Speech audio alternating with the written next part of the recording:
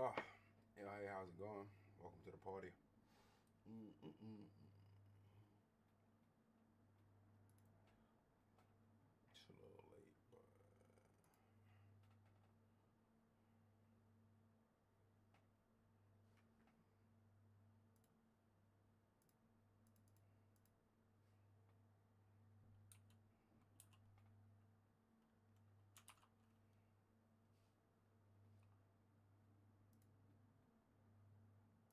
As well. Perfect. Perfect. Tax. Maybe working more. Isolation was a perfect one. Now, the subconscious mind is very, very dangerous. Very, very dangerous. Like I said, there's no logic, there's no rationale. Your subconscious mind forms associations. Please, if this is something else that you write down, I can see some of you writing shit down, make sure you write this down because this is of the highest importance. Your subconscious mind forms associations. Now, I'll give you a proper example of this. How would you guys describe money? What is money? Just some normal shit. What's money? Cool. An exchange of value. What else?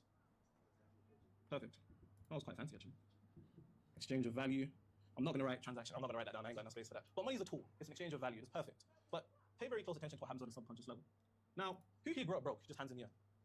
Cool. Who here struggled with money regardless of growing up broke? Hands in the air. Cool. Some of you niggas live good lives. So to go back to what I was saying, the subconscious mind forms associations in two particular manners. And this is what I'm saying is very, very dangerous. Your subconscious mind forms association either by observation or experience. But the baseline, regardless of whether observation or experience, is emotional intensity. I repeat, your subconscious mind forms associations based upon emotional intensity, either through observation or experience, either observation or experience. Anytime that you've gone through an emotionally intense negative experience, your subconscious mind has created its own definition. I'll give you an example. To the individuals that said that they grew up broke or that had struggled with money at some point in their life, I can imagine that was an emotionally intense experience, correct? Thank you. It was an emotionally intense experience. So somebody that grew up without money. what does it mean to be great? That's my subtitle.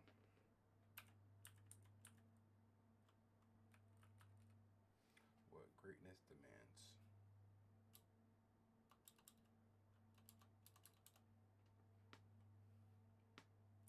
The demand of greatness.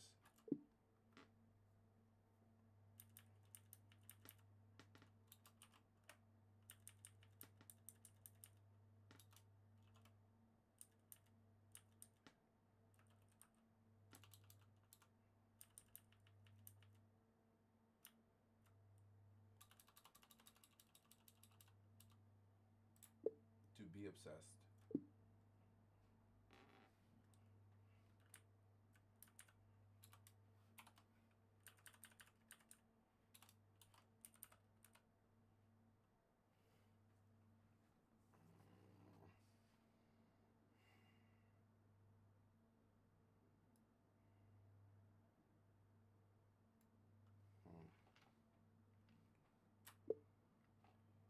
Avatar looking through the history books in a museum of all the greats.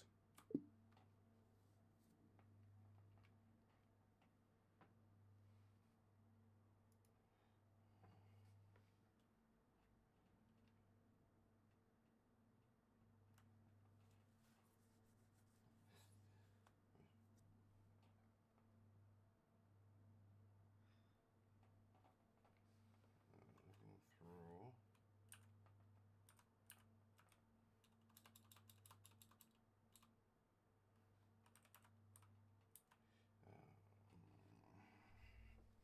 Avatar looking through historically.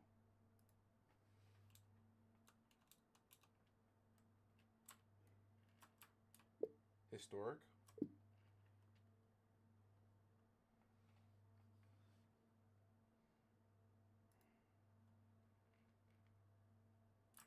Historic.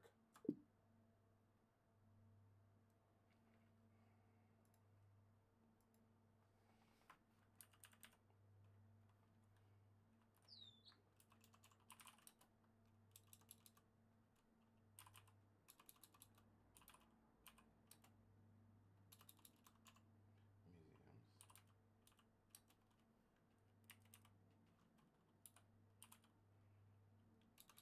See. A portrait of himself with the caption, greatness.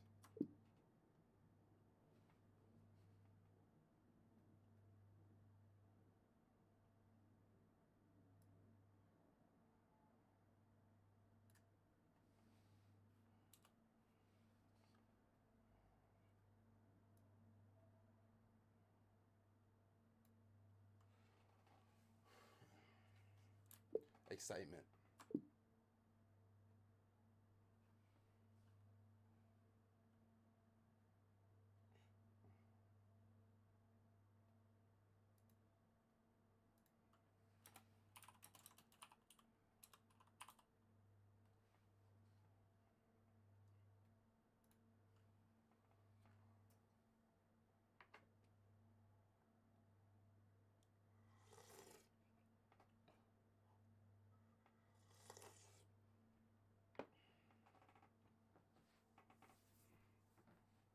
Hey, what?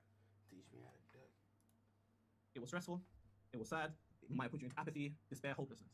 Your subconscious mind has now said, regardless of me knowing that money, bear in mind, conscious, subconscious, your conscious mind knows money to be a tool, an exchange of value. But based upon either emotionally intense observation or experience, your subconscious mind has formed an association that money equates to stress. Money equates to sadness. It might have even caused conflict in your lives between parents, maybe. Stress, sadness, apathy. Now, pay very close attention to what's going to happen, because your mind's either going to do two things, and either way, they both fuck you, really and truly. So your subconscious mind is either going to do one of two things when it's formed an association. Bear in mind, I have to keep repeating because there's a distinction between the conscious and the subconscious mind. Your subconscious mind says money equates to conflict, stress, sadness, apathy, despair. Does anybody want those things? Perfect. So in order to avoid those things, your mind is going to end up avoiding what it's associated to, which is what? Money. I had a client come to me, and he was stuck about 40K a month. He's doing about 100K a month 2 months later. And the first thing I said to him is, talk to me about your experiences about money, whether personal experience or how you grew up. He was saying that there was one particular instance that he remembered. He remembered coming home from school and seeing his parents literally arguing over money. He was able to recall it as if it happened yesterday. That happened 10 years ago. So I said to him, okay then, how would you define money? He said, a tool, quite literally a tool. But he said to me, Nero, either two things happen. I get money and it goes out, and I don't know how it went out, or I'm struggling to get money. And I said, well, based on what your subconscious mind has either observed or experienced, why the fuck would you want money? To be obsessed. Because it's conflict, it's stress, it's apathy. In other words, it is pain. So the subconscious mind either seeks to avoid the pain associated with money and indirectly end up avoiding the money in of itself, or it does something else, which is even worse. When you say, I want to make money, you're taking into consideration your conscious definition, not your subconscious definition. If your subconscious mind definition of money is conflict, when you say, I want to make money, what are you saying? Bingo. When you say, if your subconscious mind has money equated to be stress, when you say, I want to make more money this month, what does it say?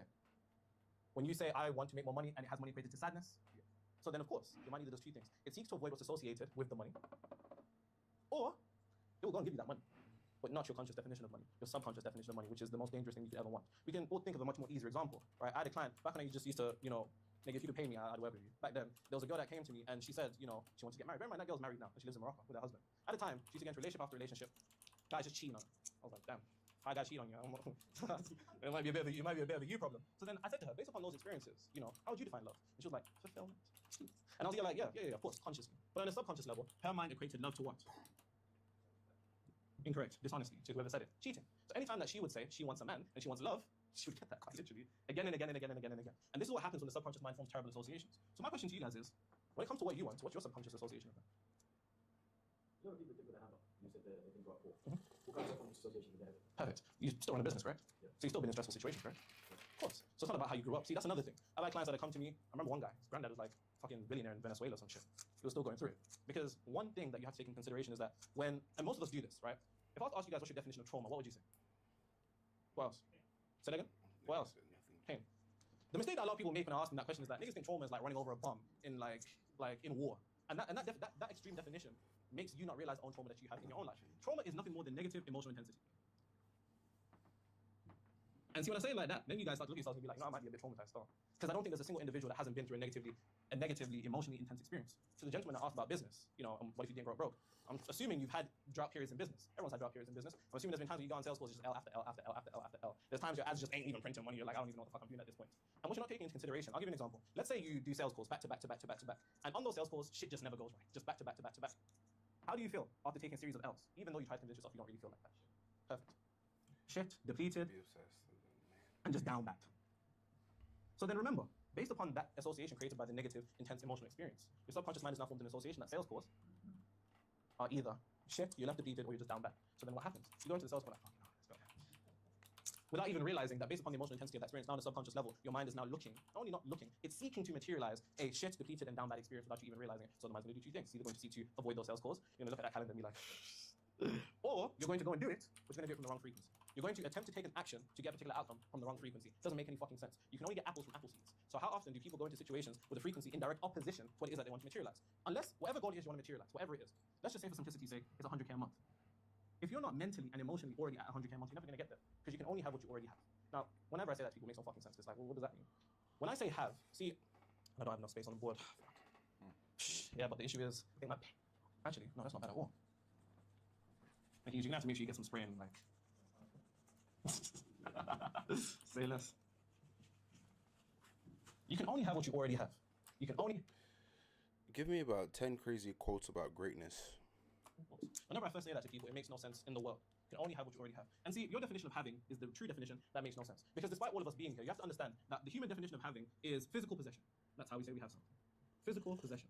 But one thing that you're not taking into consideration from a point of metaphysics is that the physical, what you call reality, your very world as you know it, you actually only see 0.0035% of what actually exists. The only reason you see what you call reality is this, 0.0035%. And the reason for that is we see through visible light. Visible light is a tiny portion of the entirety of the electromagnetic spectrum, and you see through a process called refraction. Light bounces off surface into your eyes, and that's what allows us to see. But if visible light is only 0.0035% of what actually exists, then my question to you is this.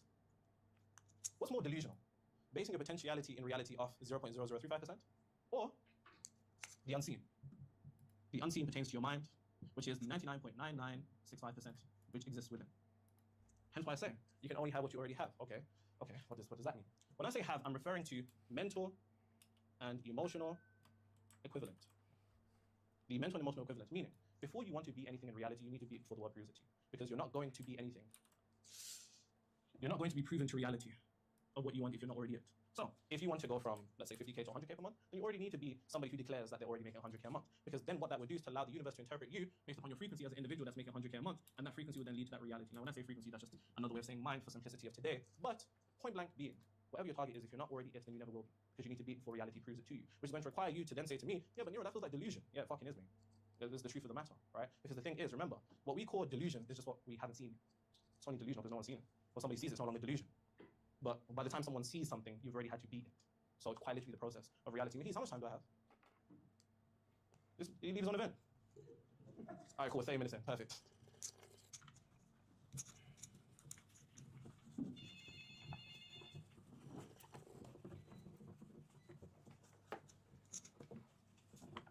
Okay, now mental blocks aside. Of course, you're probably thinking, how do I get rid of my mental blocks? Don't worry, man. We'll get there. Now, the second thing that isn't really a block, but it's more so of a distortion that I encounter with clients. There's a distortion in one's beliefs. I need you to understand that the beliefs are the borders of the world that you can live in. No, I absolutely cannot. I'm joking. Beliefs are the borders of the world you live in, quite literally. The world that you live in is determined by your beliefs. Now, we exist on one planet, but many different worlds. Because the truth of the matter is, why can you have copy that is no different from somebody else's, same strategy, same methods, and all of that shit, but they're making a certain amount of money and you're not? Now, of course, there's logical things. You could say traffic, you could say conversion rates, yada, yada, yada, yada, yada, but that's not what I'm chatting to you about. On a metaphysical level, your beliefs are quite literally the border of the world that you can live in, which is very dangerous in a multitude of ways. Because very much, people have beliefs that contradict what they want. People have beliefs that contradict what they want. I'll give you an example. I had a client of mine. She was fucking terrifying. She's a US national security defense contractor. Terrifying. Super nice guy. And she at the time, she had one client and she was doing 15K a month. And of course, she was like, Nero, I want to go to 50. We hit 50 in 2 months. 8 months later, she had 120. And part of that was me saying, okay, what is it that you want? She was like, I want big boy contracts. That's what she said. And I said, okay then, cool. And I said, who do the contracts typically go to in your field? She'd be like, old white guys that are friends with the president. I said, you're not an old white guy and you're not friends with the president. And she was like, yeah, I'm not. So I said, your beliefs aren't in alignment with what it is that you want. Point being, whatever amount of money it is that you want to make, let's say it's 100K per month for simplicity's sake again, if your beliefs are in opposition or contradict in the slightest way 100K per month, it doesn't matter if you're somebody who is embodying the state of mind of somebody who's at 100K a month, you will not make that. Imagine I'm playing 2 songs at the same time. Can't really hear what's going on. You need to play one song at any given moment, which means clarity. More important, congruency. Everything has to align. And if the shit doesn't align, you will be fucked quite literally by reality, which is just yourself, so you're kind of fucking yourself. But to go back to what I was saying, this client in particular didn't have beliefs that, how can you get to 100K a month if you think the only way you can get to 100K a month is by being in with the president? And you're not in with the president. And she was a black lady, so she definitely wasn't an old white guy, so how's that going to work? My point being, eventually she hit 50K a month. And this is how we did it. You have to understand what people call truths in reality. And I really need you to understand this on a metaphysical level. In Hermetic philosophy, there's a saying known as all truths are half-truths, which means if you meet a guy and he says, there's no opportunities out here in the world is against me, they don't want to see me win, and he goes and experiences that very reality, and you meet another guy who says, the world does want to see me win, and the world is on my side, and you do see him win, who's telling the truth and who's lying? They're both telling the truth. Why? Because the truth, what we call truths in reality, are nothing more than beliefs wearing a mask. It's very important that you need to understand that. What we call truths are nothing more than beliefs wearing a mask. How do I know? Because what somebody calls a truth is nothing more than what they experience. If that individual goes and experiences a world where everything seems to be against them, that's their experience. You can't come and tell them that's not the truth, but it's their truth. And what we call truth, like I said, is nothing more than beliefs wearing a mask. What we call truth is often what we experience, and what we experience is nothing more than a product of our beliefs. And that's where it gets very dangerous, because beliefs are funny. Like, if you have a particular belief, even on a cognitive level, metaphysics aside, there's something known as confirmation bias. A pre-existing or presupposed idea in the mind will be validated because your mind will isolate every other particular instance to which exists. On a metaphysical level, it gets even more dangerous because the belief in of itself is an entity. You don't have beliefs, belief have you. That's the first thing you have to understand. And why do people often say I can't break my limiting beliefs? I like it. People often say they can't break their limiting beliefs. And the truth of the matter is, first of all, everything else aside that I said at the start, the only limiting belief is the belief in limiting beliefs. That's also something you should note down. But when I say beliefs are entities, I mean they're living things. They want mental real estate. They like existing in your mind. And they like convincing you that they are true. Because when you say something is true, you reinforce it into your subconscious mind. Because when we experience something, there's a particular type of emotion that's entangled in that experience. That emotion impresses that further into the subconscious mind. When it's impressed further into the subconscious mind, it becomes part of who you are. So when I say that beliefs are entities, you need to ask yourself, what are the collective beliefs of my field? I'll give you an example. I had another client of mine. He has an offer that's like 150K.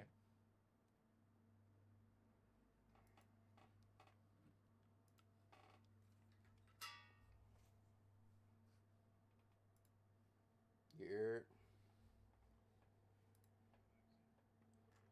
Top of the morning to you. Excuse me. Oh. All right, guys, we're live. Day 13.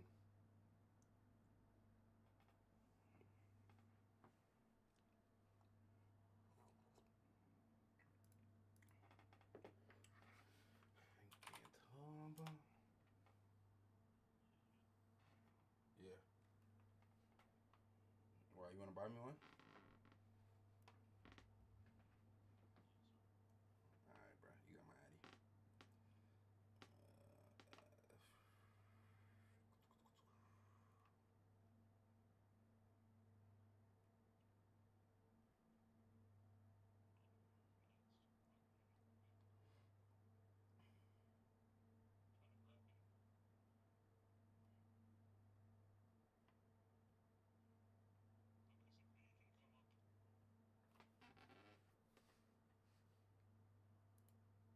Mackie, talk again? That's too close to my ear. Thank you.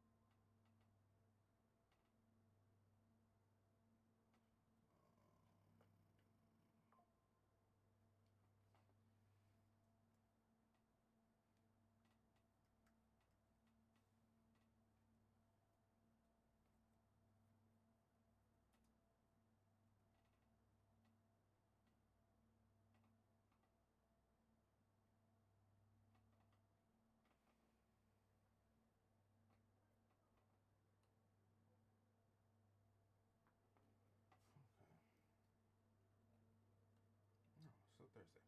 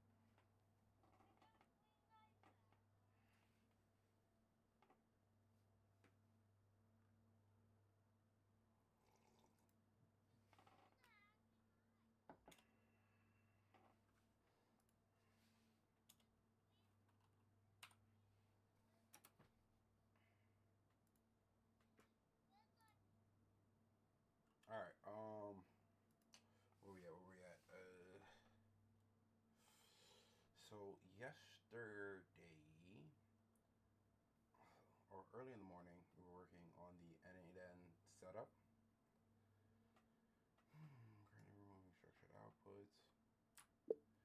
All right, so second 100-minute block I feel was an incomplete block in totality.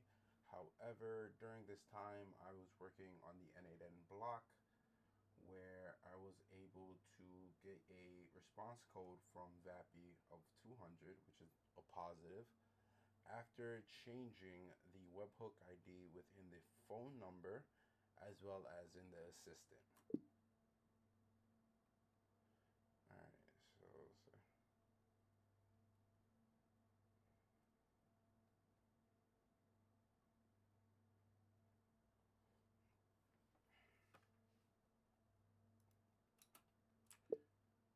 journal entries.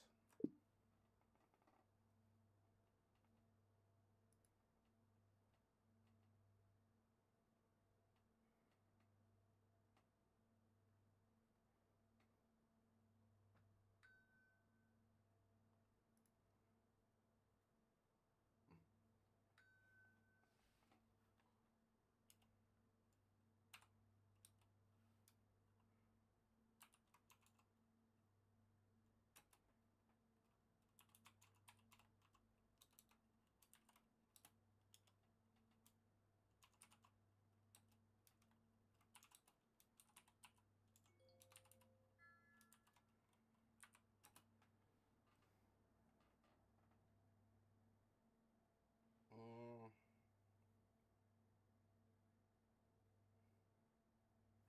Point estimation for N8N VAPI webhook parse 3 points. So complete within 2 to 3 hours. 2 to 3. Let's go 3 on the high side. 100 minutes is 140. So it should take no more than 2 blocks to complete this. Starting now, I expect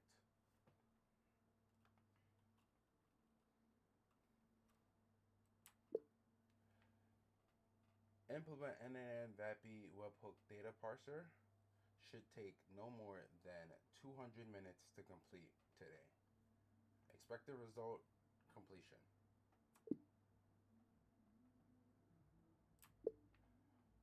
By fifth 100-minute block.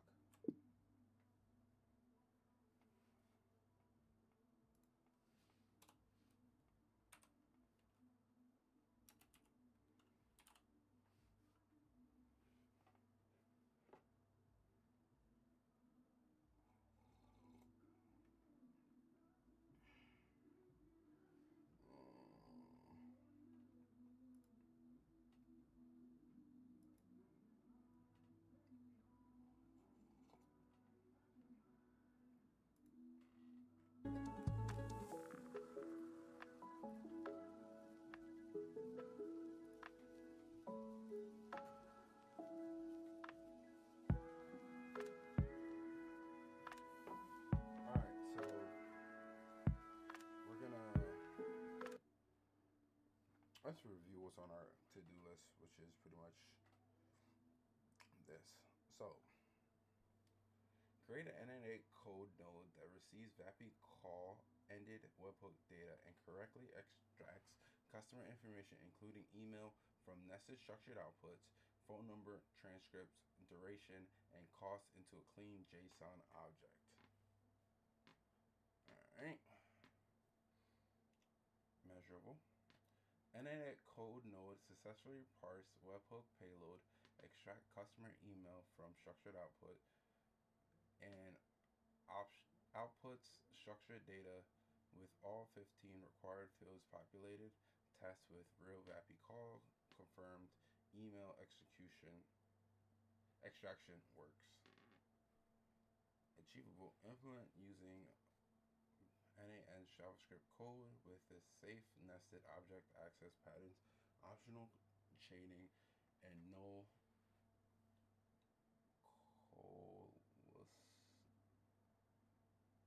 collate. What the?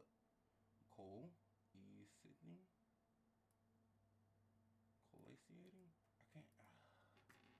I want to say it's like collapsing.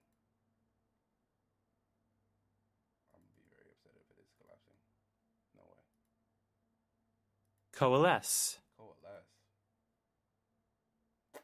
Mm-mm. Coalesce. Come together to form one mass or a whole. Coalesce. Coalescing. No external dependencies required. This is the critical day one blocker prevention data. Customer data from flowing to Airtable. Email extraction enables automated follow-up and CRM populations for Yapper AI. All right. Review rapid webhook payload structure and NAN execution logs.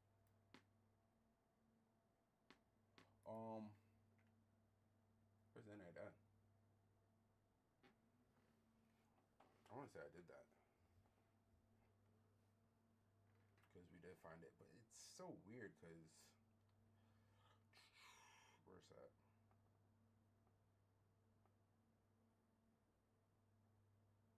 Oh, excuse me.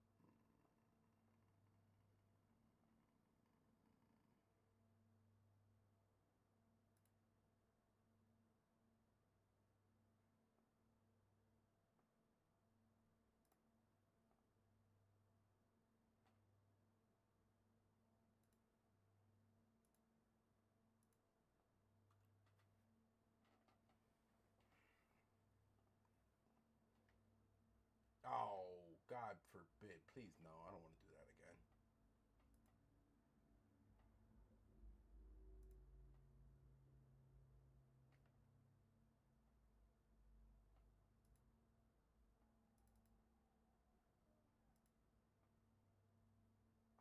Are you serious?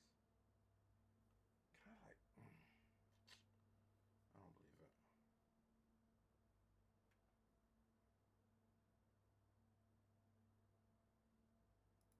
No.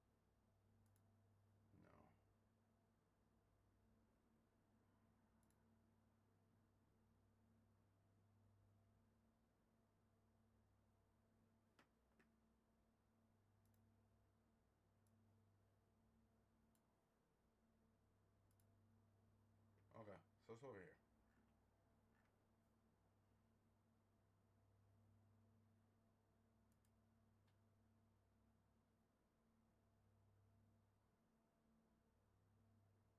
Mm-mm-mm.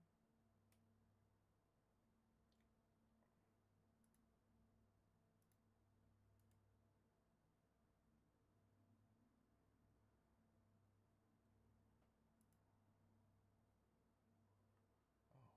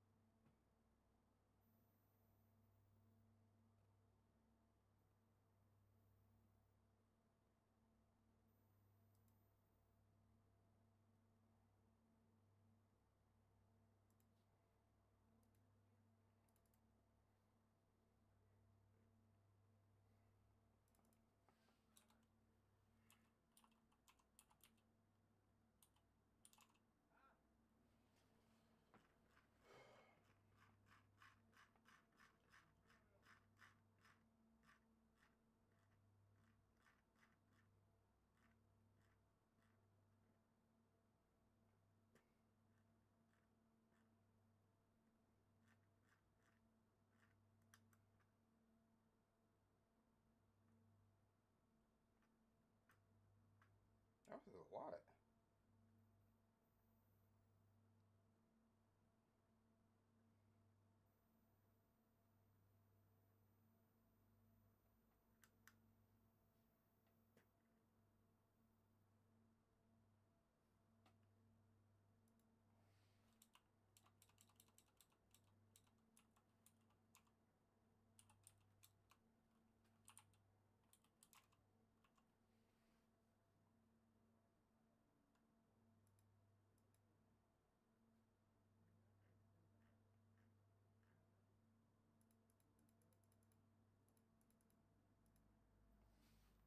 Okay.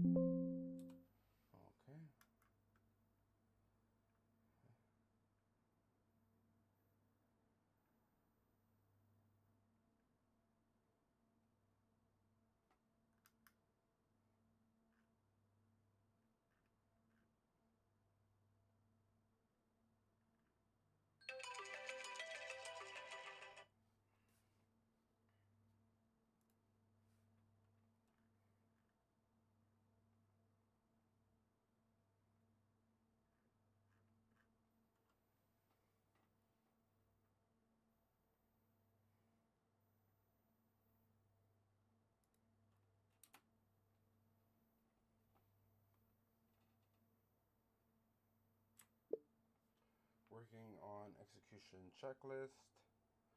Currently working on identify correct path to structured outputs.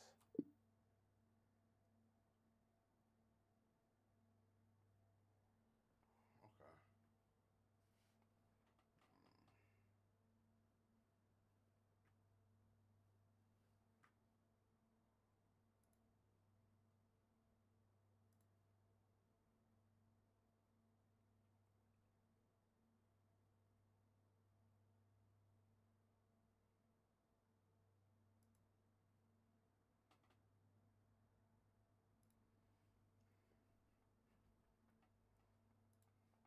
50K. And I said to him, okay, talk to me about the type of person that should be buying this offer. He said, someone just like me, somebody who's competent, somebody who's intertwined in spirituality, somebody who's accountable, somebody that takes extreme ownership, yada, yada, yada, yada, yada, yada. And I said to him, okay, that sounds, are there a lot of those people? He said, no, that type of person, that type of avatar is rare. Rare is a fancy way of saying scarce. That sounds, are there a lot of those people? He said, no, that type of person, that type of avatar should be buying this offer. He said, someone just like me, somebody who's competent, somebody who's intertwined in spirituality, somebody who's accountable, somebody that takes extreme ownership, yada, yada, yada, yada, yada, yada. And I said to him, okay, that sounds, are there a lot of those people? He said, no, that type of person, that type of avatar is rare. Rare is a fancy way of saying scarce. So I said to him, let me get this straight. You want abundance, but you believe the mechanism through which you get your abundance is scarce. Doesn't make any fucking sense. I said to him, how could you possibly bring people into your reality that could be your clients if you believe your clients don't even exist? If you believe that there isn't someone out there that exists, the type of avatar you want, and people do this all the time. People often say, how do you charge 50K? There's not a lot of people that can charge 50K. I said, in your world, nothing to do with me. Because the truth of the matter is, go back to what I said, beliefs are the borders of the world that you can experience. And often, whether people realize this or not, your beliefs are in direct contradiction with what you want. How could you possibly want an abundance of clients if you believe the very type of client that you want doesn't even exist? Because remember, predicated upon that belief, you then enter a world where that client doesn't exist. I'll give you another example. I had a client of mine. She had exited 3 companies. She wanted to create a platform for women that are like-minded like her. Female entrepreneurs, accountable, like seeing other women win.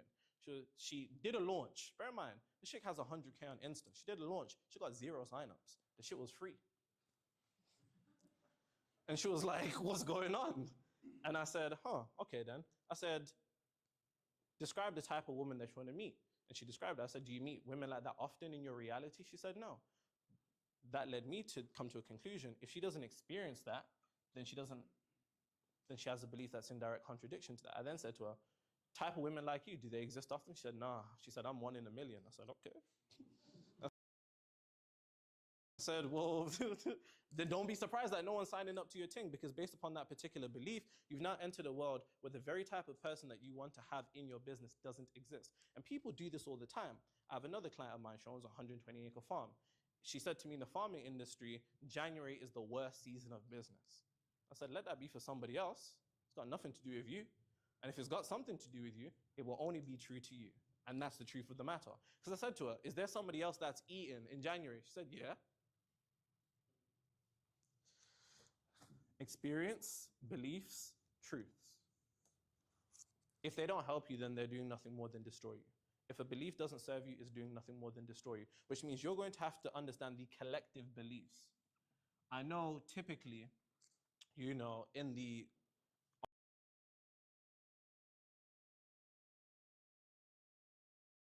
online info space, there's conversion metrics, the average one. If you get, I don't know what the fuck it is, like 10% or something. 10% is the industry standard. There's people out there there are people out there that do more than that. 10% is normal for you, that's why it's normal for you, quite literally. And based upon that normality, you will be the only one that experiences it, along with everybody else. And you go to your other friend, he's like, yeah, mine's converting at like 10% too. Whole time you lot got the same beliefs and you don't even realize it. If the collective beliefs of your industry, this is something that you have to ask yourself, what are the collective beliefs in my space? Write them down. If they don't serve you, then what the fuck are you keeping them there for? If everything in your mind has to be something that's contributing towards your desired reality. Because if not, it is contradicting it and it will destroy you, whether you realize it or not. How much time do you have? Perfect. Sorry? How do you get rid of it? The biggest question. Perfect. I was waiting for someone to ask that, actually. I like you. You come in with good questions.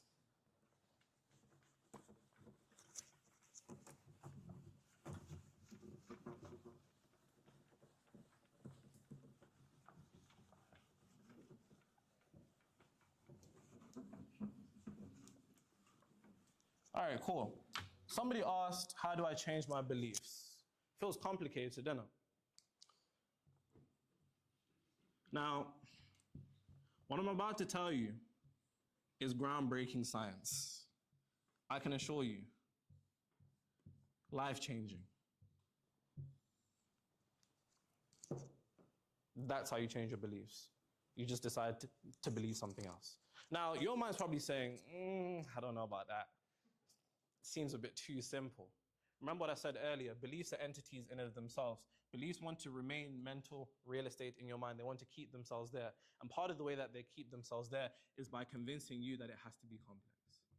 Because if it can convince you that it's complex, then you will either do two things. You'll wrap yourself up in your head, or you just won't fucking try. Either way, it still wins. It's quite literally a decision to believe something else. If I tell you to say the word elephant in your head, you've just gone and done that. That was quite simple, innit? That didn't take, it wasn't long, innit? That was a simple decision, whether you realize it or not. But the thing about beliefs, they want to convince you that it's not a decision. And they want to convince you that it's not a decision so things feel out of your control. Because if that belief can make you feel as if it's out of your control, then you won't change it. And if you don't change it, it continues to exist. When it continues to exist, it stays in your reality and you call it a truth like a moron. Quite literally a simple decision to decide to believe something else. And once again, if you hear your mind saying, nah, it's not that simple, it's got to be more complicated, remember what I just said. Beliefs themselves are entities. They want to convince you that it's complex, so you don't have the capability of changing it, so it feels out of your control. But whether you realize this or not, every belief that you've ever had in your life, it was either given to you or you adopted it, which means it was a decision. Don't allow it to convince you otherwise. Because if you don't come to the conclusion that everything that you believe or think is a decision, then everything's going to feel so far out of your control that you're never going to decide to think something else. Like I just said, if I tell you to say elephant in your head, you just said it. If I tell you to say cat in your head, you just said it again. If I tell you to say dog 10 times in your head, you can sit there consciously and say dog 10 times in your head. And guess what? It will happen. So don't let it convince you otherwise that it's any different.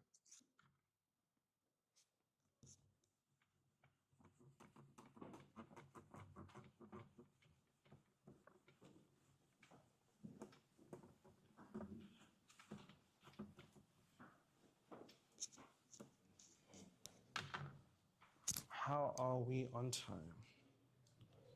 Cool. Is there something? All right, cool. We can do questions now. Mahiz, we good for time, yeah? You lot can ask questions.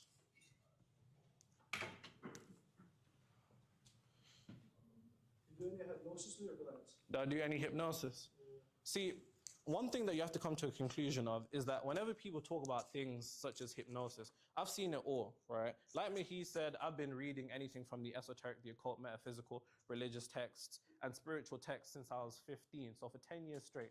And something that people like to do, once again, is to make things seem more mystical than it actually is. So even the concept of hypnosis, I've only ever hypnotized one person in my life. I tried it with my girl, it didn't work. But when it comes to hypnosis, all hypnosis is very simple. Hypnosis is nothing more than altered state of consciousness.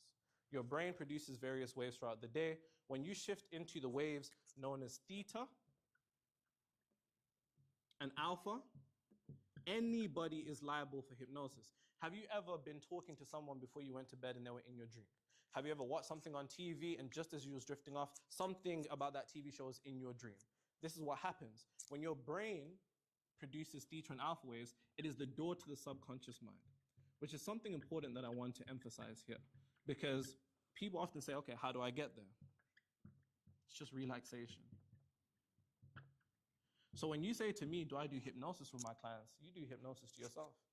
Every time that you go to bed, you just don't use it.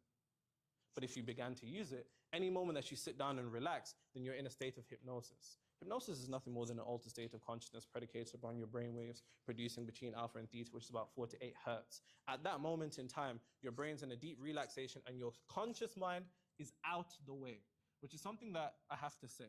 Because to the gentleman I also asked, how do I change my beliefs? You want to make sure when you're implementing or injecting a new belief into your mind, you're in a state of relaxation. I say that because your conscious mind would be like, no, the fuck, that's not true. It would be like, shut up, you're lying. That's your conscious mind. But your subconscious mind, when you're in a state of relaxation, is what comes to the forefront of your mind. And that's the one that you want to talk to because that's the one that changes your reality.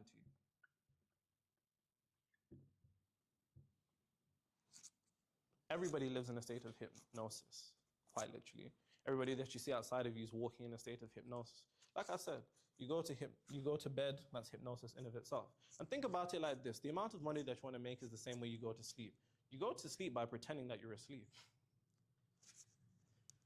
Quite literally. You go to bed by pretending that you're asleep.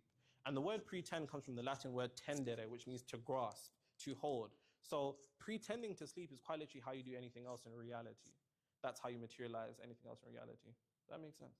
Yeah, so when you're helping your clients, you just make them aware of like the fact they can make decisions. Is that how you help them change? That's part of it. I mean, shit, I got 7 weeks with them. I got like 10 minutes with you.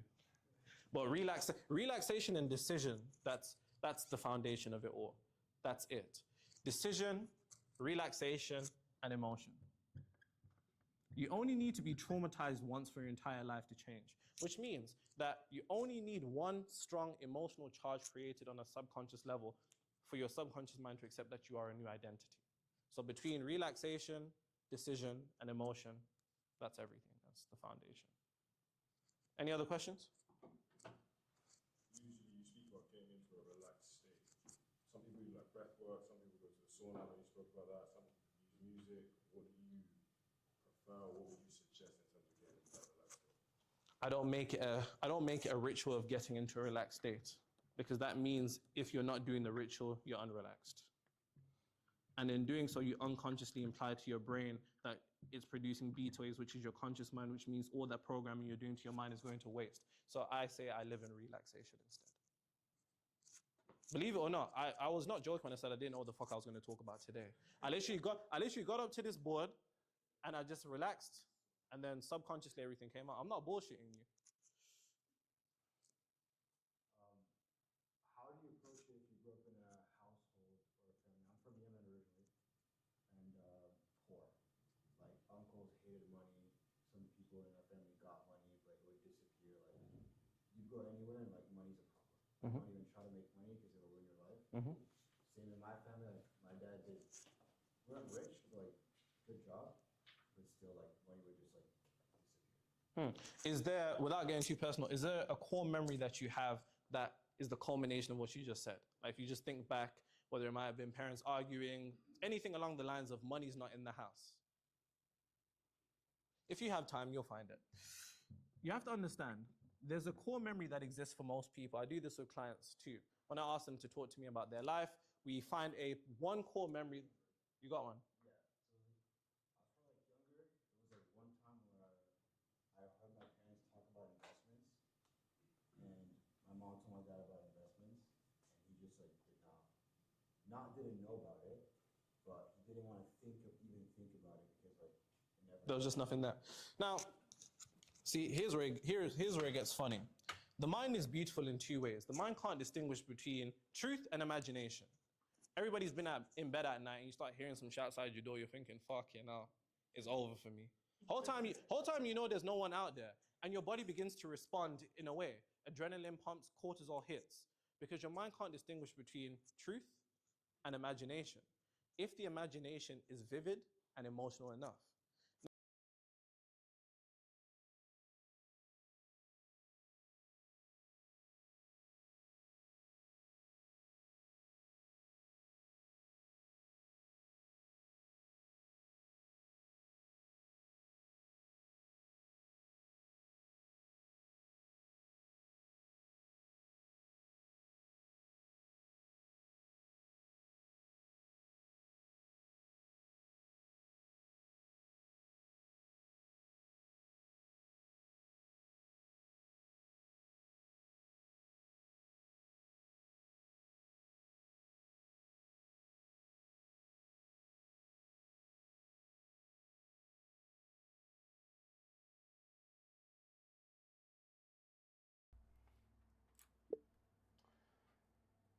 I am currently going through the JSON to find where it happened to the structured outputs. Currently can't find it, lost in the sauce.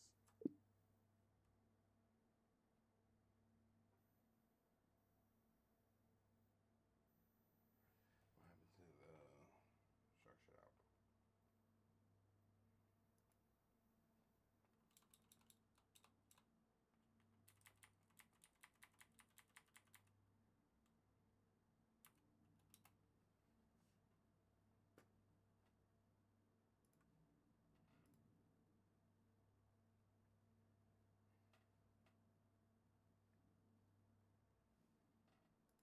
Now, here's the other beauty of the mind. Like I said, your conscious mind, what I'm about to tell you to do will make no fucking sense to your conscious mind. So you're about to hear this and think, what the fuck is this guy talking about? Well, go home and try this. Get into a relaxed state as if you're going to take a nap, and then bring that memory up to your mind. And recreate that memory to hear your parents talking about how much money they do have. For two reasons. Your conscious mind will be out the way, which means it's not going to say that's not true, that it didn't happen. It doesn't know any better. Your subconscious mind is going to be present, which means the area from which you create reality from is also going to change. And then with that emotional charge, based upon the association of money equating to stress, you're going to alter the stress association to money and make it something positive, which then on a subconscious level is going to change that core memory. I've done this with clients to a point where we've fabricated so many memories that they think they had a whole completely different childhood. I'd actually like to say something about that. So like me personally, like my whole life, like I thought that I was pretty like poor. But I went to Ghana, Africa, and I stayed there for 3 years. And I realized like, that. Nah, it's different levels. Yeah, there's different levels. So now I feel like I can never call myself broke or poor. I say I came from like humble beginnings. Just because I never want to date, alhamdulillah, like, I never want to date hungry, never want to date thirsty, can't be fat and hungry. So, so yeah. So that's why. Yeah. But at the same time, and don't make the mistake of trying not to be a victim so bad that you become unconscious of instances to which your subconscious mind was programmed by negativity. Nobody wants to be a victim. Of course, like, I'm from Zim. Like, when you go Zim, you ain't broke. You know what I'm saying? That's when you see real poverty. But that doesn't negate the instances to which your subconscious mind was charged with emotional intensity of negativity and poverty. Doesn't matter. Because that's conscious. That's logical. We all agree. But your subconscious mind doesn't give a fuck. Your subconscious mind says the shit I went through is still some real shit. The experiences I went through is still some real shit. And on a subconscious level, that emotion is still perpetuating that same reality. Make sense? What are the common limiting beliefs that you see founders face when they're trying to scale to $1 million, and what do you do to actually help them solve that? Have I worked with anyone in info? Except me, he's... It's not... Do you know what the thing is? If I'm being honest, the beliefs of the collective are less important than the blocks that one has in their own mind. Like, if you can remember everything I said at the start and find your own subconscious associations, that would be more impactful. But if I was just to ask you, what would it take for you to get to $1 million a month? What would you say? More volume, more ads, more everything. More volume, more ads. What else? What's the associations of more volume? The consequences, huh? More work, More work, more more stress. stress. More payroll. Cool. More work, more stress, more payroll. And between work and stress, nobody wants those things. Remember what I said. What would be the negative implications of you attaining what it is that you want? Nobody wants more stress. Nobody really wants more work. So why are you accepting that those have to be the prerequisites in order for you to get there? Because the thing is this, if you believe you need to work hard in order to make money, then if you don't work hard, you won't make money. If you do work hard, you will make money. Then you'll go and say, that's the truth, without realizing that's just an experience created by that particular belief. I have a client of mine, she has a company doing like herbal teas or some shit. She said this to me and I never forgot it. She said her belief is the richer I get, the more I rest. And that was perfect because that's intertwining two things that an individual wants, more relaxation and more riches. So if I was to say to you, the belief in of itself that you have to do more work is just the belief in of itself, that's a belief that would be holding you back. Because that would mean anytime you're not doing that belief, you're unconsciously implying to your subconscious mind that you're not there. Which means when you take a day off, you're going to feel like shit, which you probably will do. Anytime anybody takes some time off, they feel like shit. Sometimes I make my clients take a week off work just so they can detach from that addiction of work having to be the mechanism through which you get a particular result. Because action doesn't create reality. It appears to on the lowest levels of existence, and action is important, but what creates reality is your mind. Action does nothing more than midwife your energy into existence. Energy comes before matter. So make sure that the belief that you have is actually in alignment. Now, if you're a workaholic and that's what you want to do, then you can have that belief. Does that make sense? Any other questions? How would you go about empowering a team with this? Empower yourself. I see this all the time. One of my clients, you can look him up on Insta, is called Matt Ulrich. He has a company doing 50 million a year. And he asked me this question because he'd been wanting to have a 100 million company for time. He's doing about 400K a day now. So he's on track for that, 2 months into working together. And he asked me that question, like, what about my team? Like, I'm doing all of this shit, what about my team? You have to understand, if you think about it like a pyramid, no Illuminati shit. You're over here. The frequency that you have emits throughout your entire structure, because your frequency speaks before you've even spoken. People can unconsciously pick things up without even realizing. Everybody in this room has done thought transference, whether they realize it or not. You've thought about somebody and they just called you. Thought about somebody and they just messaged you. You've gone to call someone, they're like, yo, I was just calling you. We have these instances that we just write off as coincidence, but on a metaphysical level, it's thought transference. So you have to make sure that you're empowering yourself, and you also don't make the belief of your team affects you. Because if you have the belief that your team affects your frequency, then that is the permission that they need. Does that make sense? I know you said about it's just like making the decision and it being so simplistic, but for someone who maybe battles with just making that split instant decision, you just have to like try and consciously reinforce it or go into like relaxation. Relaxation to get your conscious mind out of the way. If it feels like there's resistance, then that means you're still tense. It means your brain is still producing beta, which means your conscious mind is what's present and your subconscious mind isn't. When you're in a state of relaxation, you can tell yourself anything. You ever seen a nigga that smoke weed and they believe anything? Because their brain is quite literally in a different brainwave state completely. Does that make sense? Any other questions? How can you identify what your subconscious limiting beliefs actually are? Go back to what I asked at the start. The only way that you're going to deduce your own subconscious beliefs is either by accounting your most emotionally intense experiences. So ask yourself, what are my most negatively emotionally intense experiences in business? This could be somebody snaking you. This could be a dry period. This could be getting hit with mad taxes or whatever it is. Things will come to your mind. That will be everything that your mind has associated with progression in business. Then what I would say, if you was a client, is to take one of those particular experiences, the ones that created the most emotional charge, get into a relaxed meditative state and recreate it in a manner to which it was a positive experience as opposed to a negative one to decharge that association. How do you explain identity? How do I explain identity? Who you think you are. Very different to what most people think. Most people think it's who you are. No, it's who you think you are. How do you, when reality is proving to you that your beliefs are not true, how do you maintain that frequency? You have to come to the conclusion that reality is not true. And this is what I mean, right? Because if you think about it, reality will convince you that it'll be like, nah, this shit ain't real. But that means you've attributed more authority to the external than the internal, which just means nothing more than you just need to do more of this internal work. That's quite literally all it is. Because here's what's going to happen. What's your name? Charlie. Could I come up to you and call you Jack? Good, yeah. But it wouldn't mean anything to you, right? No. Because you know your name is Charlie. And when we know something, we only know something either through consistent reinforcement or emotional intensity, correct? Mm-hmm. Meaning, if you're able to create an emotional charge that is powerful enough, you'll get to a point where you don't even care about what reality is showing you, which is when you truly have it. When you're able to stand in front of reality in a state completely different to what reality is showing you, then you've really got it. Because most people don't really have it. Most people get money come in, they feel great, then their identity is inflated by reality.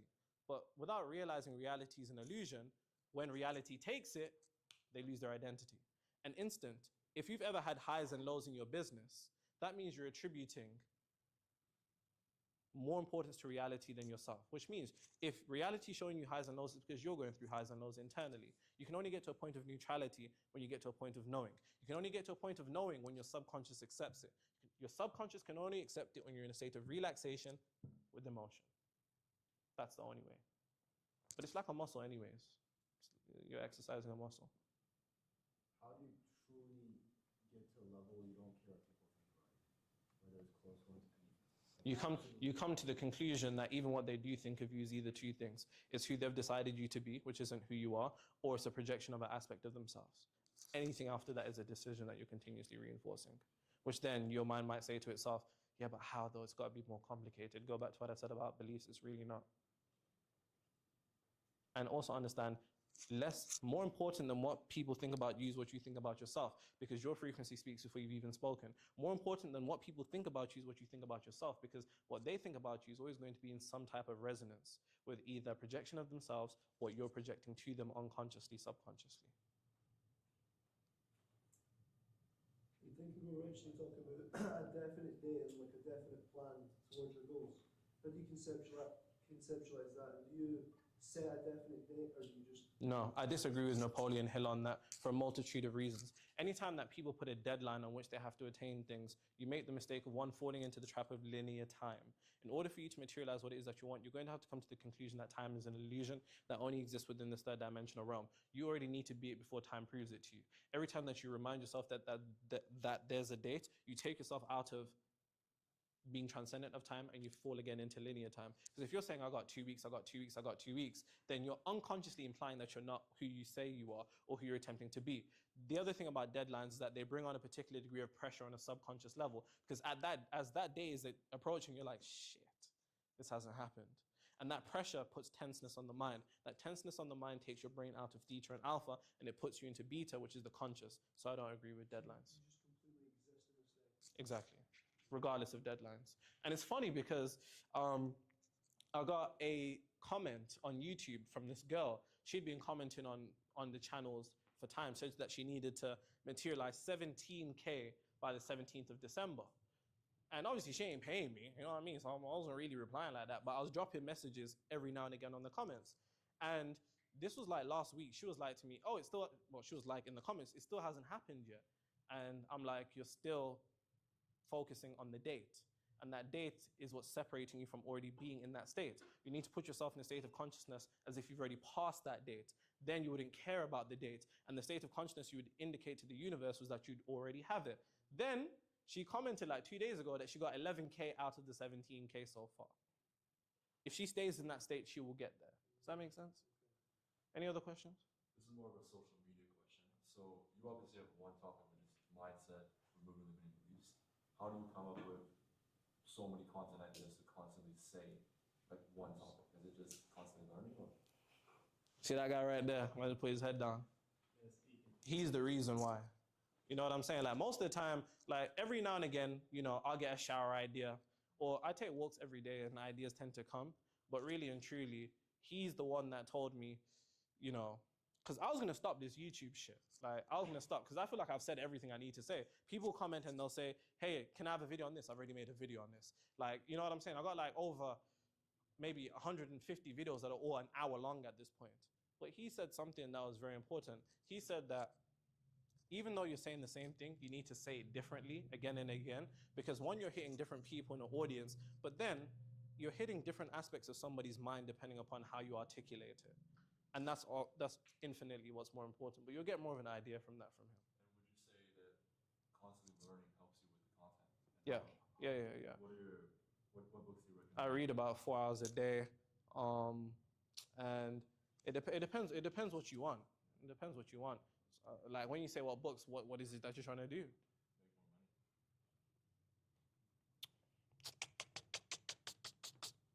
Make more money. The trick to money is how.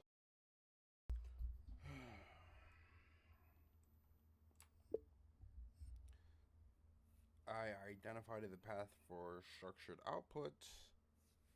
Just gonna double check and make real quick. Then I'll be moving on to the create NaN code parse using Python instead of JavaScript.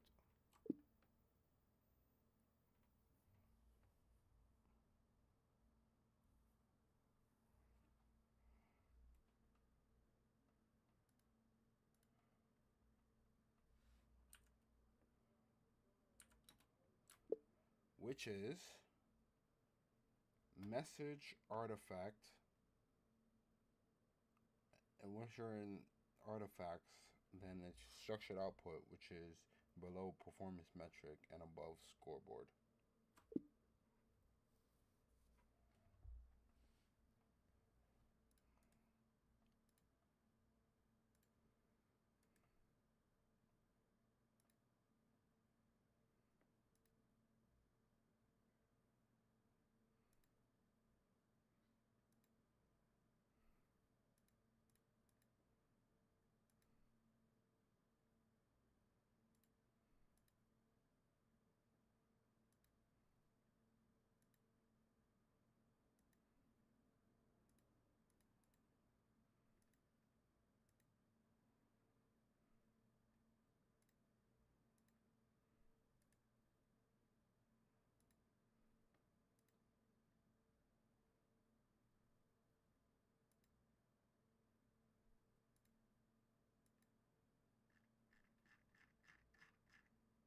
I don't care enough.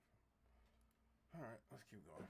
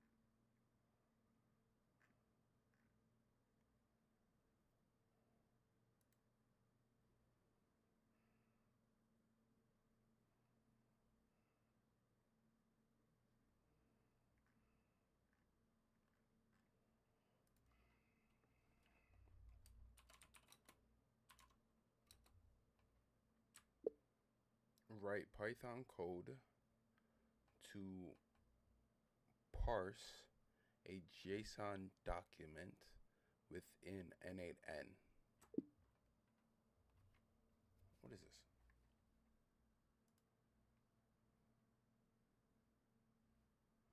Help me write Python code.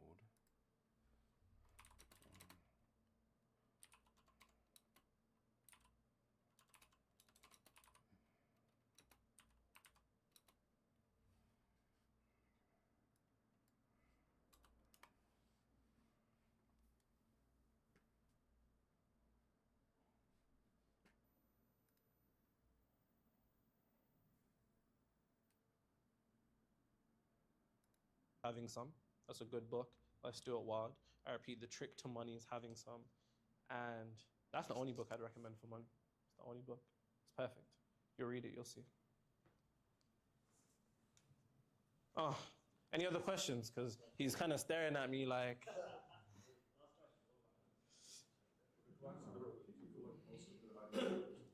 Sorry, say that again, sorry? With the clients you work with, do you feel like most of their ideologies are based on from their childhood? I can't say most, more so experience. This is a crazy script. Emotionally intense experiences. Emotionally intense experiences. So one of my clients, he had a pretty good childhood growing up. Like both his parents were psychologists, like they were up. But then when he grew up and he went to college, he was eating ramen noodles in the dorm. That was his emotionally intense experience. Regardless of the household that he came from, those experiences that he accumulated through his journey are the ones that tend to be more important. It's not always childhood, it's always emotionally intense experiences. Does that make sense? Childhood just tends to be the point to which we have a lot of emotionally intense experiences.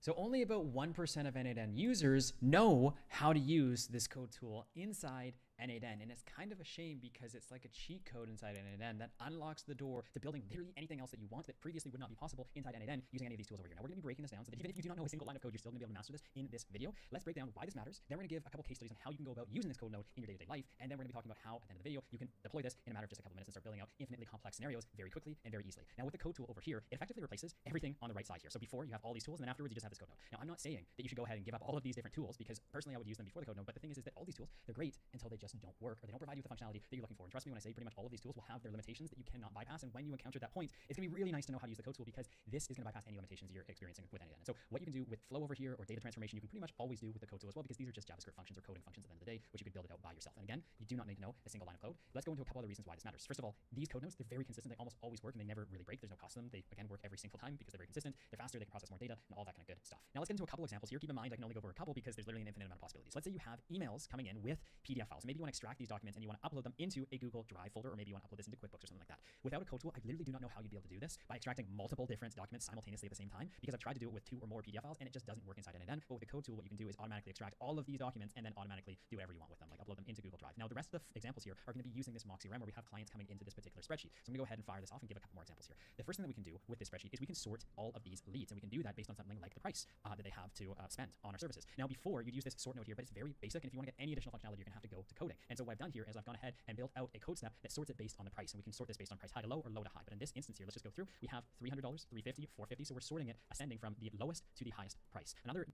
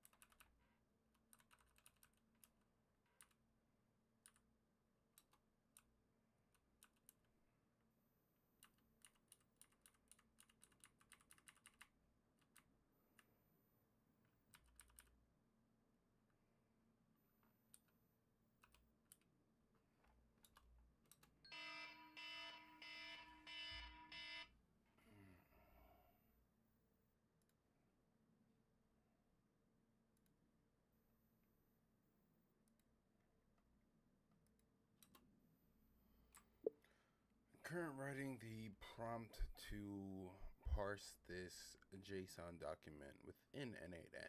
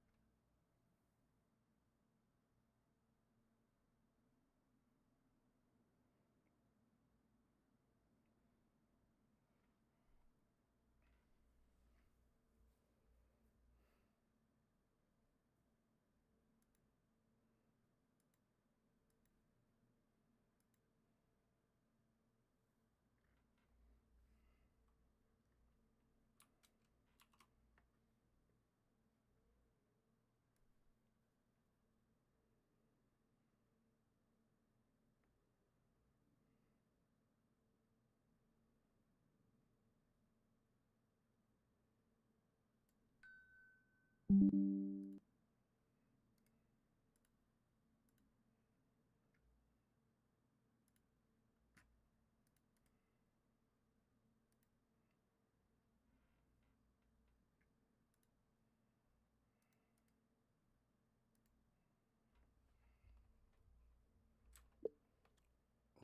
simple JavaScript code to extract all the information within the structured outputs, such as structured outputs name, the name of the structured output test, so customer name, customer email, customer phone, appointment date, appointment time, service requested, as well as frozen underscore call underscore summary, which is just the result of the summary.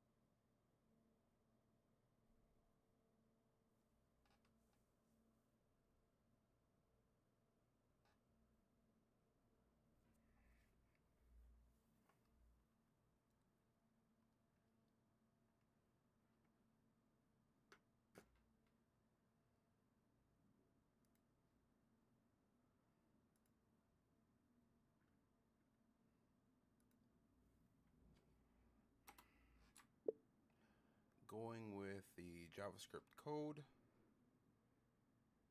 provided by Claude.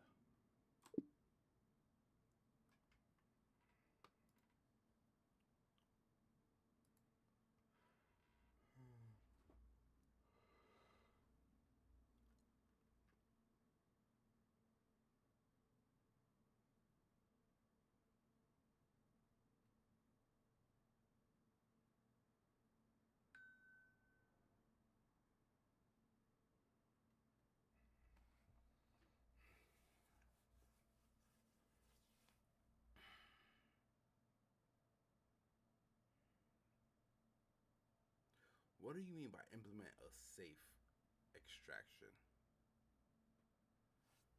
Is that... That's my question.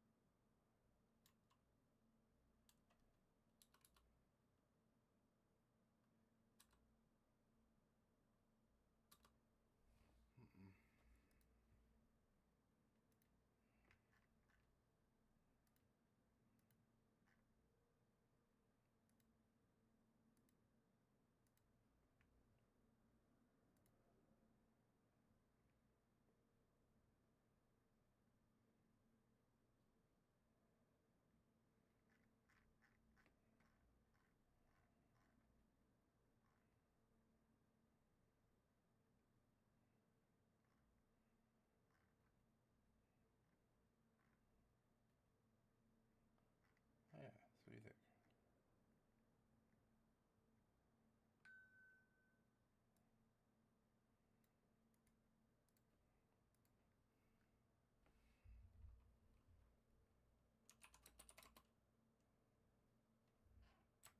Primary user story, Vappy webhook data parser.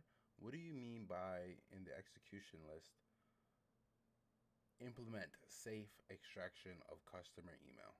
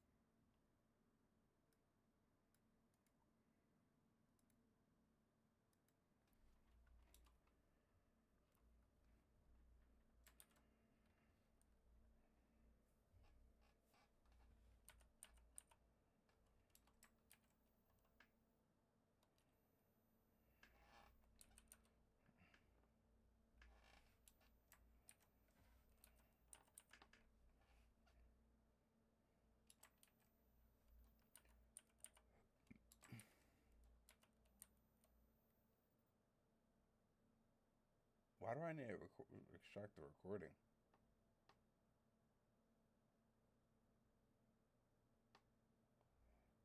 Okay.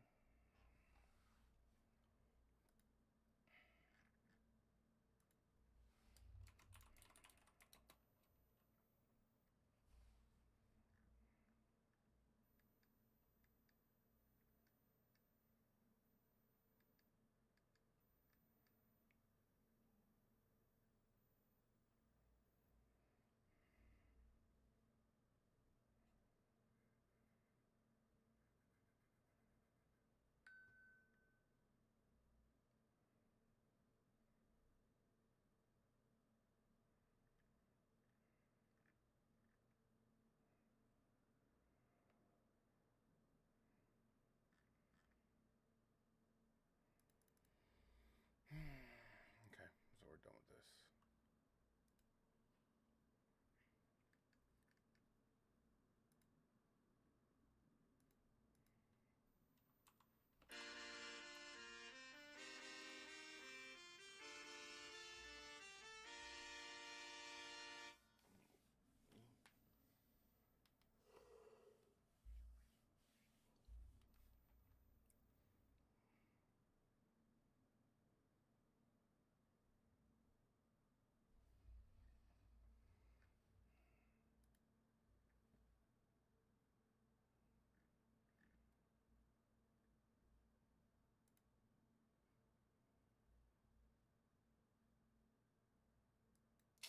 That sucks.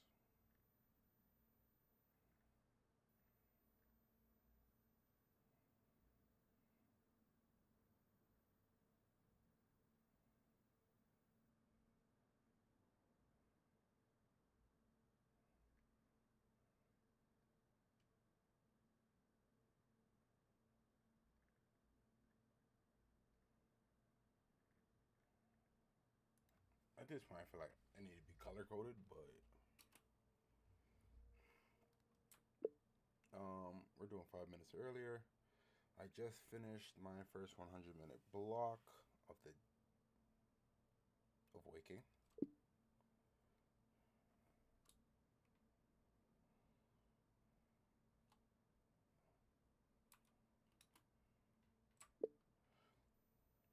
Reviewing the N8N VAPI webhook data parser execution list. I think I can close it out after this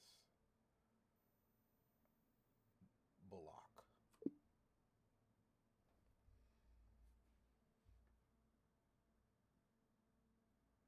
Commit changes.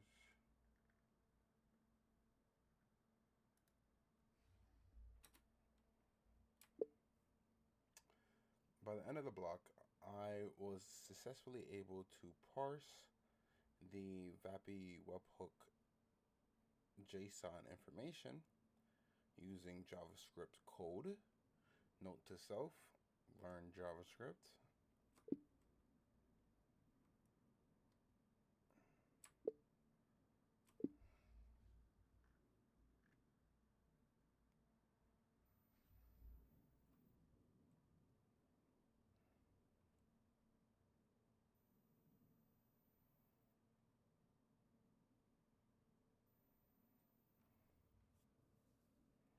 Yeah.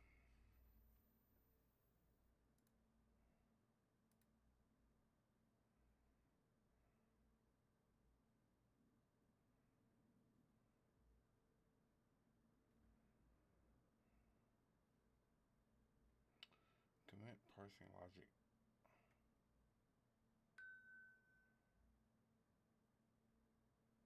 Oh.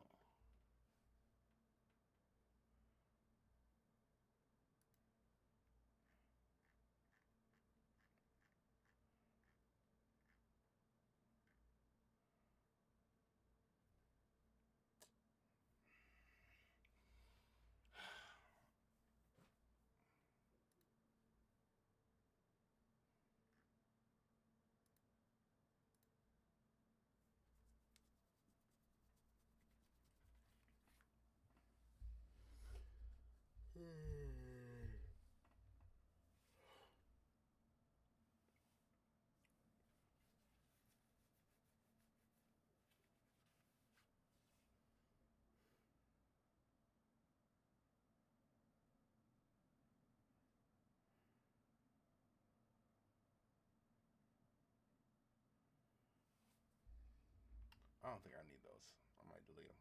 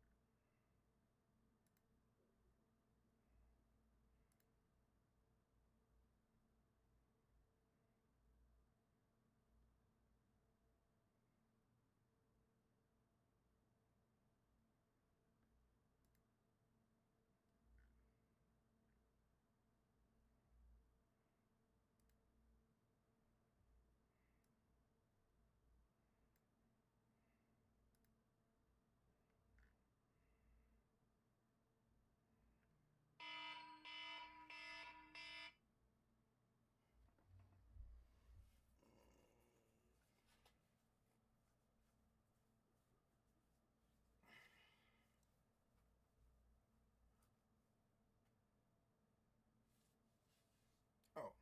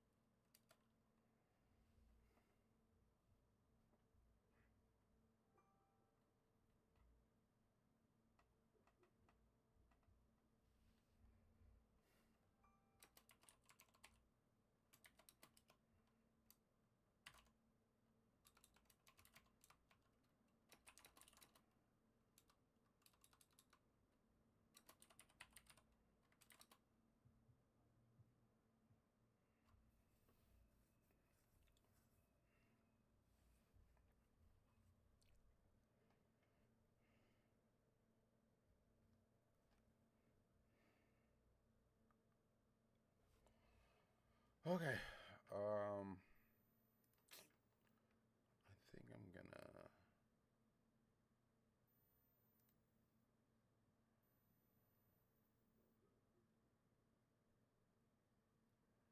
Luffy.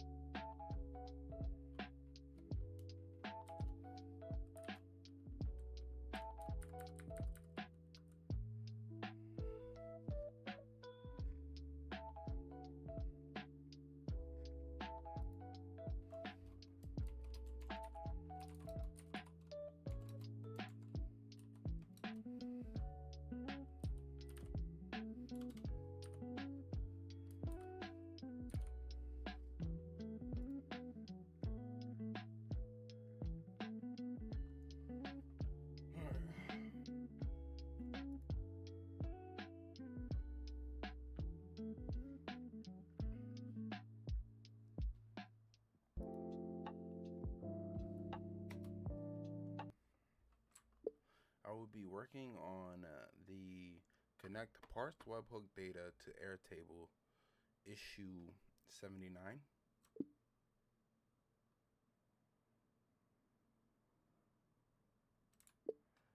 It says 1 to 2 hours complete.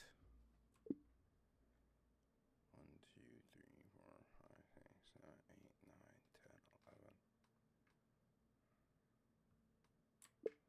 There's 11 things to do on the execution list.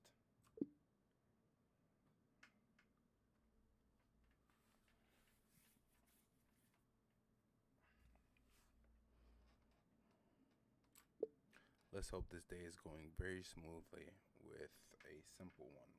So let's start it off.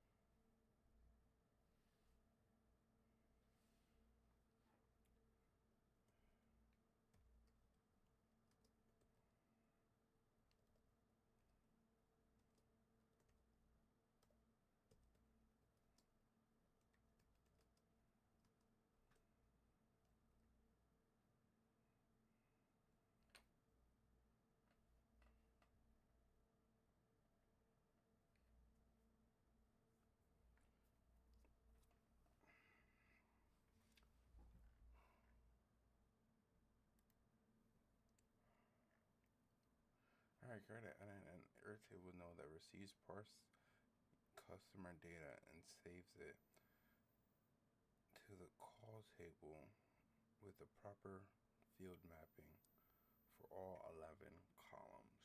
Airtable call table shows a new record with populated fields: call ID, custom phone, customer, email, duration, cost, transcript, summary. Oh, recording URL, timestamp. Let me see.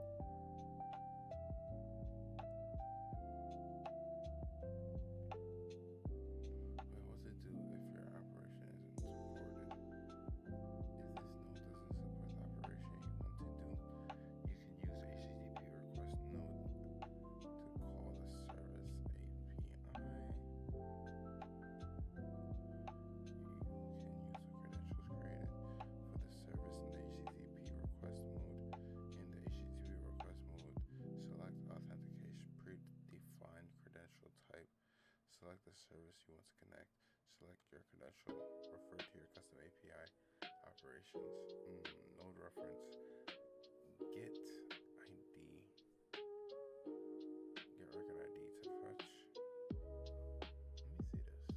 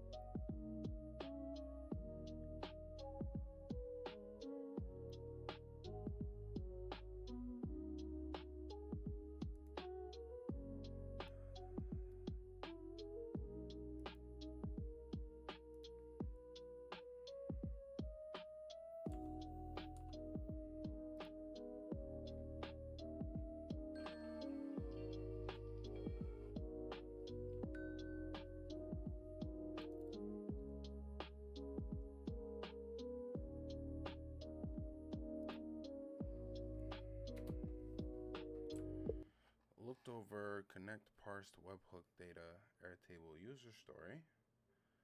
Now working on adding the Airtable node to N8N.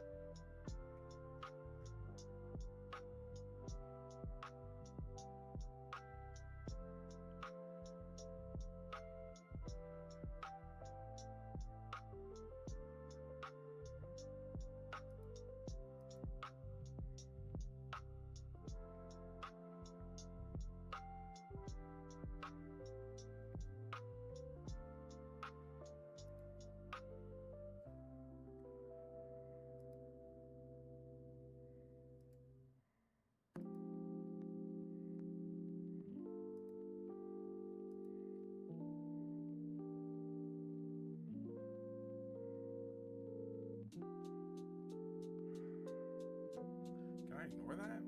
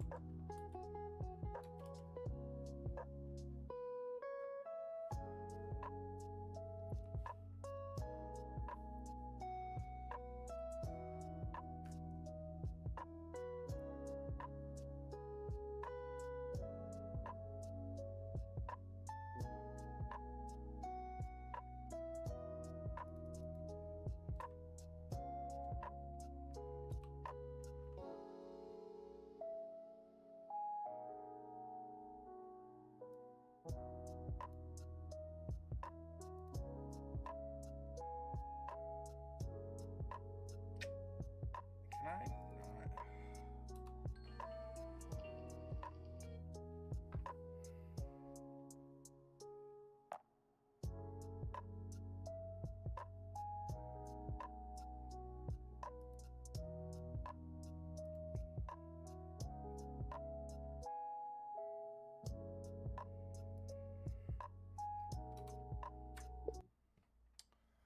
The feeling of me wanting to stop has occurred.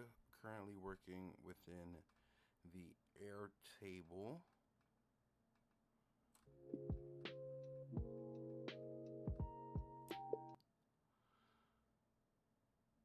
trying to add or create records for Airtable and running into an issue with related contact, which needs to be an array. I don't know what that is, so I'm going to delete it to further this process.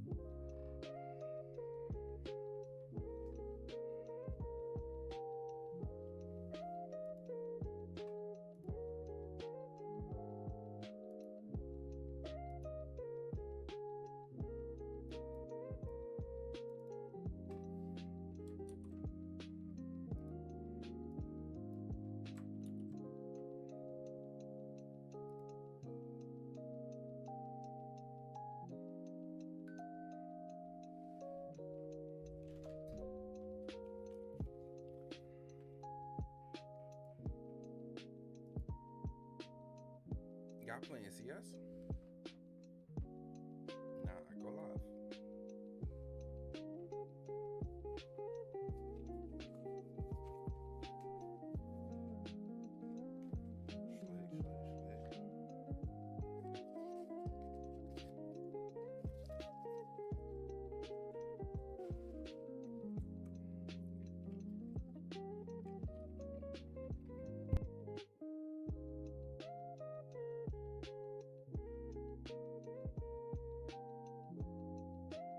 We getting a train? We getting a train gameplay?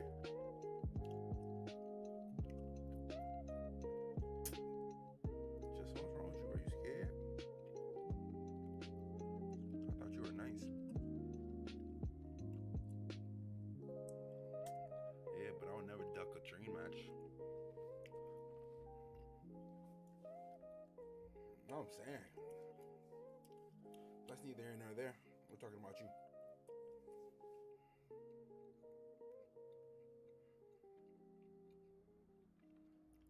Bro, play Mirage, bro. Eagle them, bro. You not gonna eagle them, you scared? Bro, they like what? Max rank? Barely 14? Is that a 0 or a 9? Next to the 13.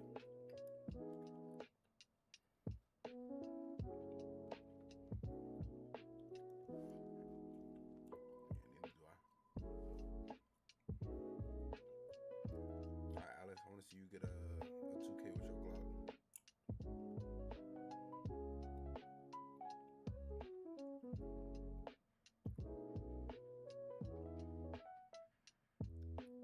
Okay, one.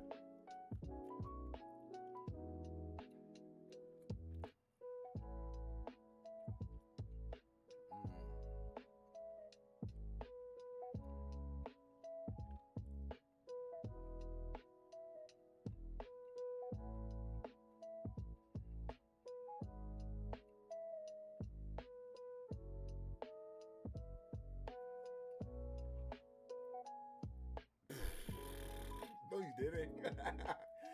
He stopped. You're too wide.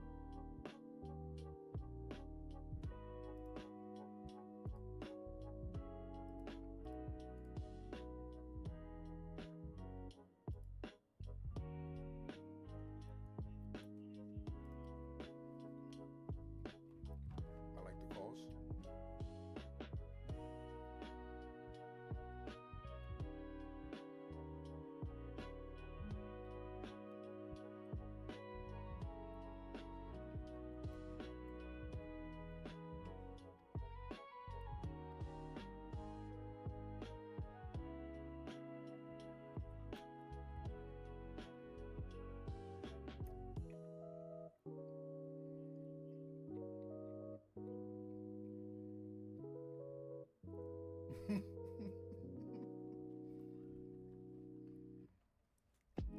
think y'all would have did better on Mirage.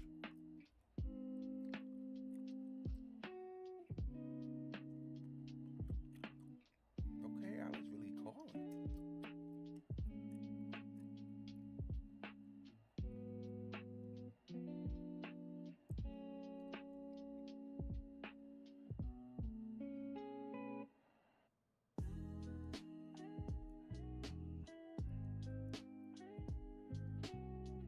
I think it's under the pit, like the little drop near pit.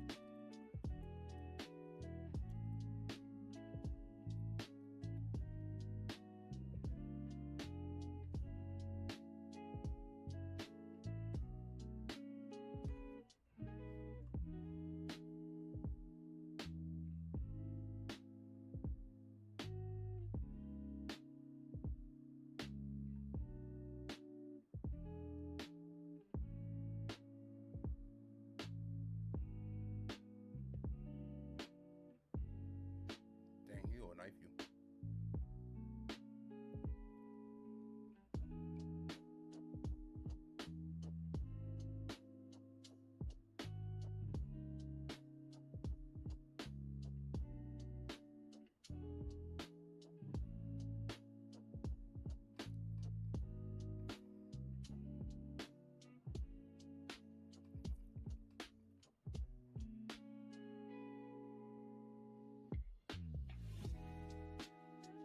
Oh, I thought you were nice.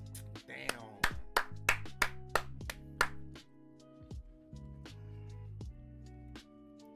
NT.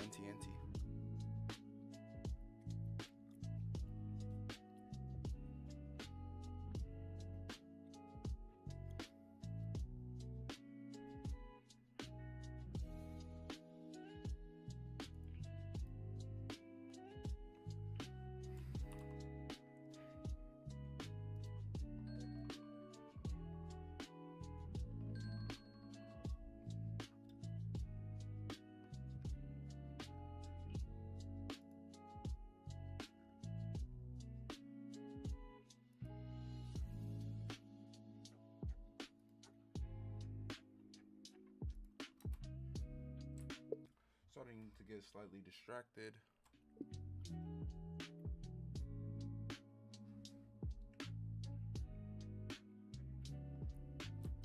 Currently trying to create a Airtable to post records? Create a record, get records.